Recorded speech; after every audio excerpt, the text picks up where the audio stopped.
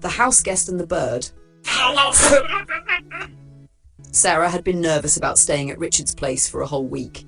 Sure, they'd been dating for months, and yes, her kids, tough critics, mind you, actually liked him. They thought he was funny. They also thought calling him Dick was hilarious. Of course, Richard had taken it in stride. "All my friends call me Dick," he'd said, grinning.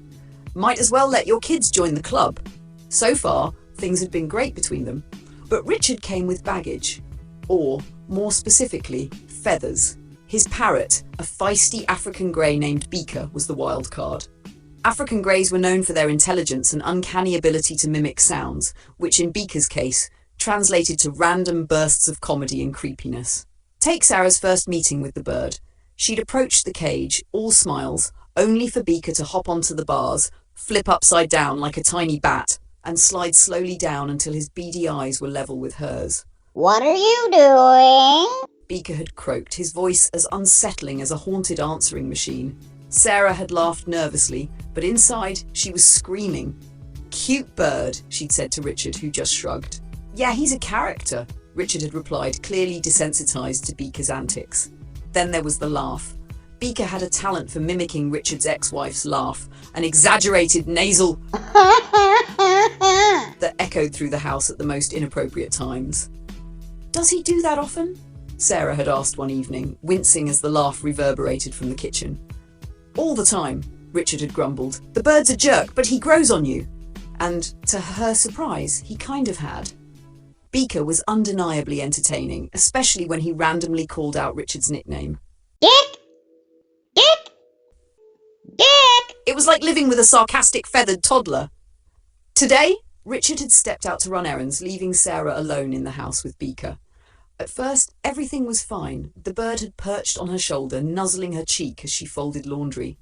She even caught herself laughing at his muttered commentary. Good job. Pretty girl." But when she decided to put him back in his cage, the mood shifted. "All right, Beaker," she said gently, holding out her hand. "Time to go back in." The bird cocked his head and gave her a sidelong glare. "No. "Come on," she coaxed, trying to nudge him. No." He repeated, louder this time. Before she could react, Beaker launched himself into her hair, talons tangling in her curls. Sarah froze, her back arched like a horrified cat, trying to shake the bird loose without tearing out chunks of her scalp. "What the fuck?" "Beaker, get out of my hair!" she hissed, flailing in a tight circle like she was stuck in an interpretive dance. Finally, Beaker slid out of her hair, landed with a plop on the floor, and waddled away with all the dignity of a tiny dinosaur. "You're impossible," Sarah called after him, half laughing, half panicking. Beaker ignored her and strutted into the spare room, where Richard kept an extra cage. Without a second glance, the bird hopped into the cage and perched silently. Sarah stood there, panting and dishevelled. "Fine, stay there, you little weirdo." The rest of the day passed uneventfully. Beaker stayed in the spare room, silent as a stone. When Richard came home, Sarah recounted the story, expecting him to laugh. Instead, Richard frowned. "That's strange. He never goes in there on his own." "What do you mean?" "That cage, it was his old one. We moved him out of it years ago. He hasn't liked it since." Sarah felt a shiver crawl up her spine, but she brushed it off. It was just a bird being a bird, right? Immediately noticing the tension in the air. "How'd it go with Beaker?" he asked as he strolled into the spare room to retrieve the bird. Sarah shrugged. "Oh, fine. You know, except for the part where he decided to reenact The Exorcist in my hair and stormed off into his old cage." Richard chuckled and reached in to pick up Beaker, who climbed onto his hand with an air of exaggerated importance. The bird strutted up Richard's arm, nibbled at his shirt collar, and then locked its beady eyes on Sarah. "Or what's wrong, buddy?"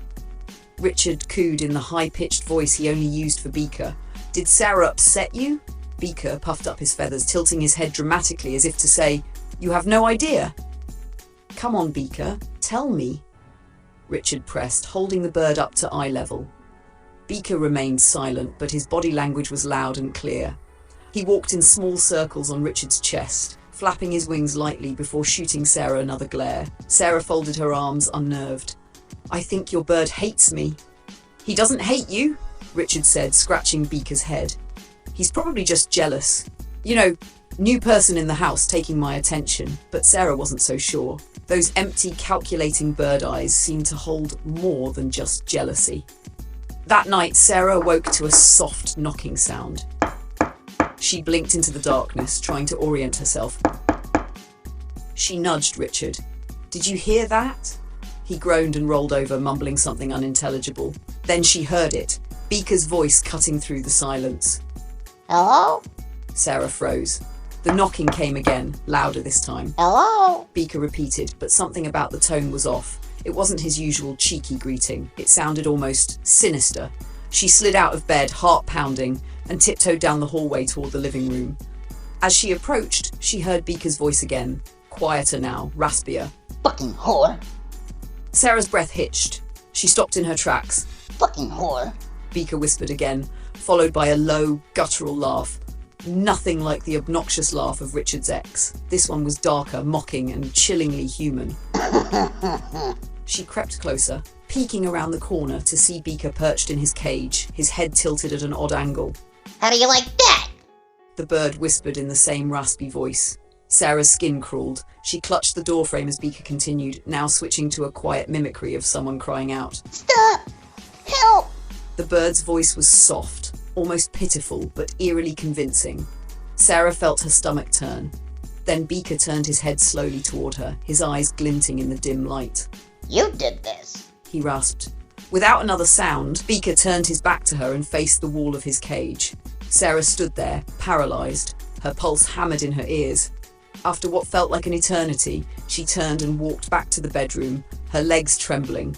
Sliding under the covers beside Richard, she stared at the ceiling, unable to shake the bird's words. You did this. Was it possible Beaker had witnessed something traumatic? A crime? Or was he just a ridiculously smart bird, playing on her nerves out of jealousy? She glanced at Richard, who was snoring softly, oblivious to the chaos swirling in her mind. She told herself it was nothing, just a bird being a bird. But as she lay there, Beaker's whispered accusations echoed in her head. "Only time will tell," she murmured, closing her eyes and trying to sleep. And in the other room, Beaker sat silently in his cage, his beady eyes glinting in the darkness, as if he knew more than he let on.